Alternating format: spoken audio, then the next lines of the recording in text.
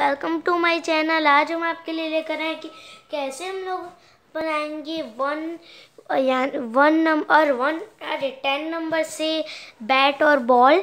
सो चलिए स्टार्ट करते हैं। मैं यहाँ पे ड्रॉ कर दे रही हूँ 1 और 0।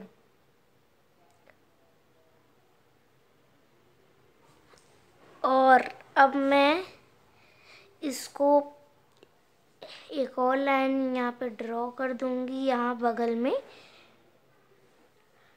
और इसको मैं इस तरीके से कर दूंगी और ये दोनों हमारा ऐसे कर देंगे। ऐसे करने के बाद इसको ऐसे कर देंगे और फिर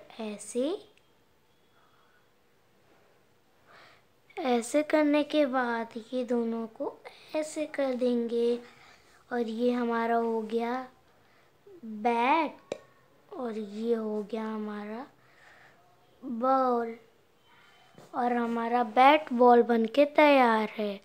सो दोस्तों, कैसा लगा आपको मेरा ये बैट बॉल का आइडिया? कमेंट करके ज़रूर बताइएगा और प्लीज़ मेरे चैनल को लाइक, सब्सक्राइब और बेल आइकन को प्रेस कीजिए, जिससे मेरा आगे का वीडियो आप तक सबसे पहले पहुँचे। मिलते हैं अगले वीडियो में। तब तक के लिए thank you and bye bye.